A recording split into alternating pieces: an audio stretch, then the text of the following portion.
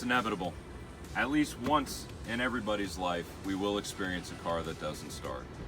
Fortunately, there are ways that you can help prevent this. Where we live, Georgia, is extremely hot. Unfortunately, the average lifespan now is about 2 to 4 years for your battery. Can be even worse when the vehicle sits. Especially in this quarantine situation, we really want to make sure that we're getting out to our cars.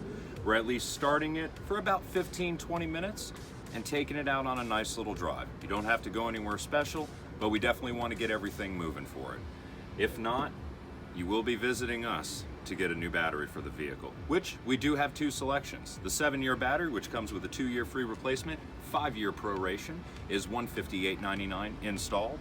And then we also have a lifetime warranty battery. That's right, at any Toyota dealership nationwide, you also get 2 years free of roadside assistance with that battery, so long as it's battery related, and 1 free tow every year from that point on, so long as it is battery related. And that would be $205.99.